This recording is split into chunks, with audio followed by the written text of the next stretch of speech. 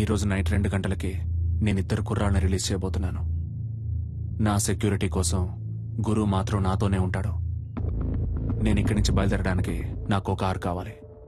Night సరిగ్గా 2 గంటలకి నేను గురు ఇక్కడి నుంచి ఈ హోటల్ నుంచి బయలుదేరతాం.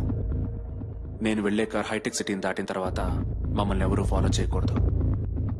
ఒకవేళ ఫాలో చేశారంటే గురు ప్రాణాలతో ఉండడు.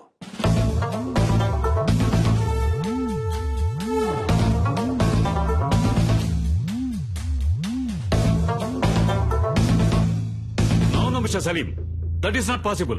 మీరు చెప్పింది ఒప్పుకోవటం కుదరదు.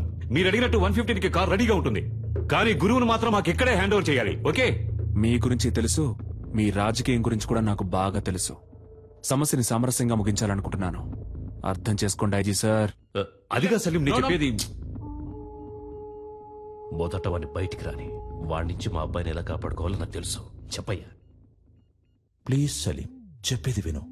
మినిస్టర్ కొడుక్కి 17 ఏళ్లే వచ్చాయి. బాల నిరస్తుడ పాఠశాలకి వెళ్లి చాలా కష్టపడతాడు. చిన్న కుర్రవాడు. దయచేసి అతన్నేం చెయ్యొద్దు.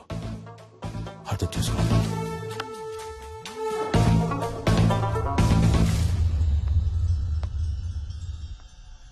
నలభై సంవత్సరాలు నా 40 సంవత్సరాల రాజకీయ జీవితంలో ఎవడి ముందు నేను చేతులు కట్టుకొని నుంచోలేదురా.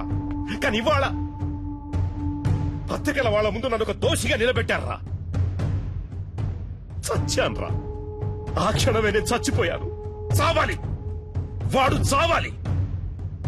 మా అబ్బాయి విడుదలైన మరుక్షణమే వాడు చచ్చాడన్న వార్త నేను వినాలి. అర్థమైందా?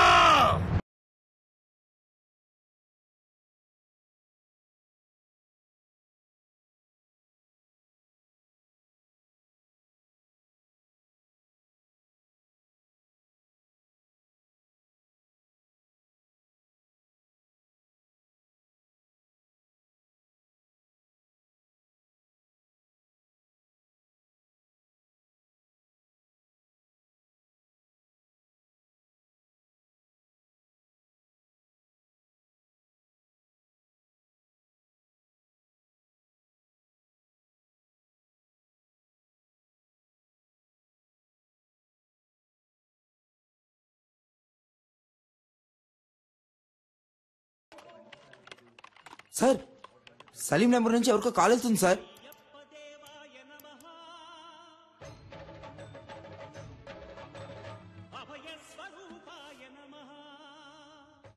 హలో, ఎవరండి? ఏంటి స్వామి, ఎలా ఉన్నారు? సలీం, నా సంగతి అలా ఉంచు. నువ్వెలా ఉన్నావు సలీం?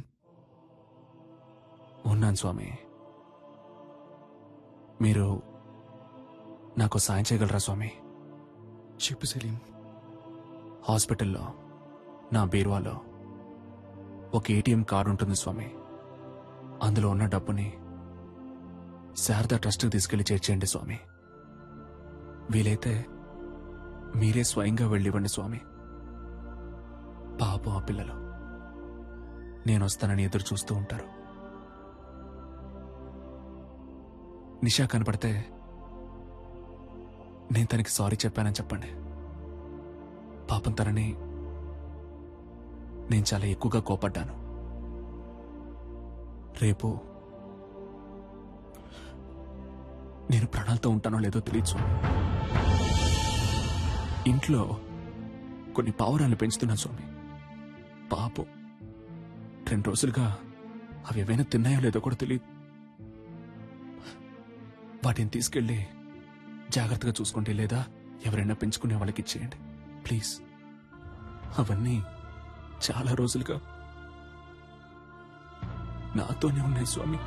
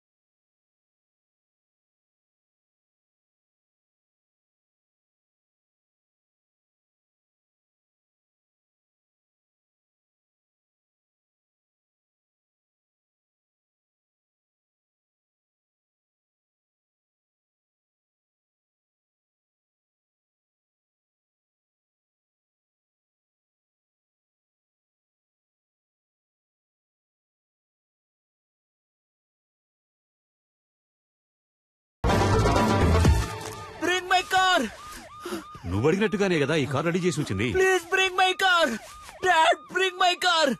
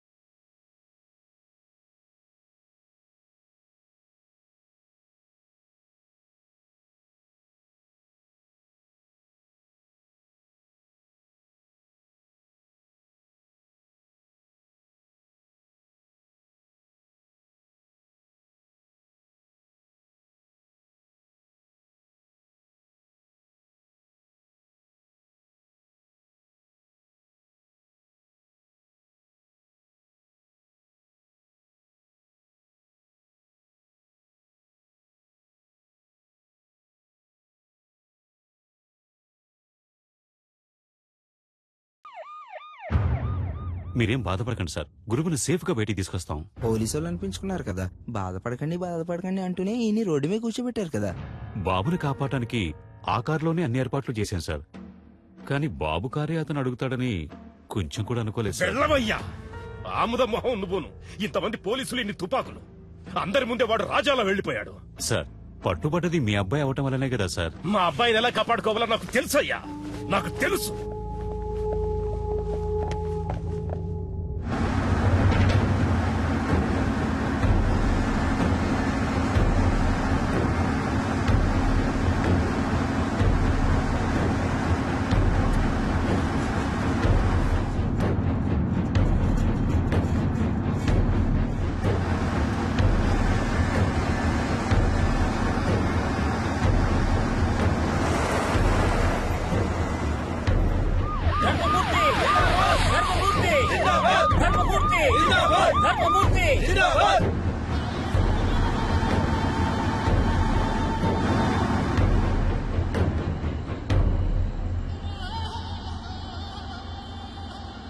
దిగరా.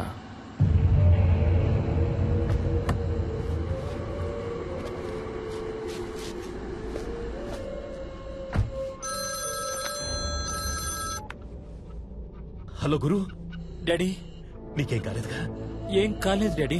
వాడెక్కడా? నన్ను ఇక్కడెక్కడో దింపేసి తను వెళ్ళిపోయాడు డాడీ. ఓఆర్ఆర్ లో ఉన్నాను, కానీ ఏ ప్లేస్ అనేది సరిగ్గా తెలియట్లేదు డాడీ. రై, పిలవండ్రా వాళ్ళని. వాడు అబ్బాయిని దింపేశాడు, ఓఆర్ఆర్ లో నించున్నాడు. అక్కడున్న వాళ్ళకి చెప్పి వాడిని వెంటనే తీసుకున్నామని చెప్పండి.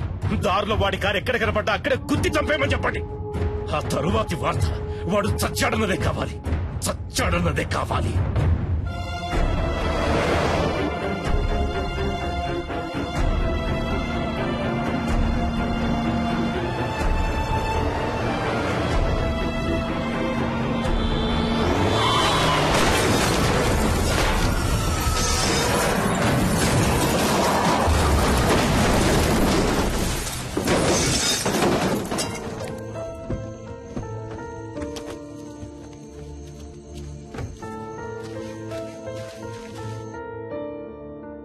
హలో,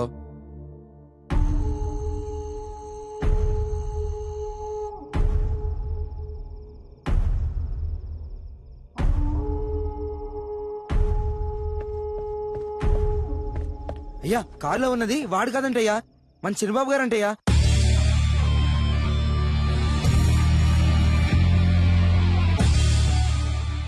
గురు, నీకేం కాలేదుగా? ఏం కాలేదు డాడీ. వాడెక్కడా? నన్ను ఇక్కడెక్కడో దింపేసి తను వెళ్ళిపోయాడు డాడీ.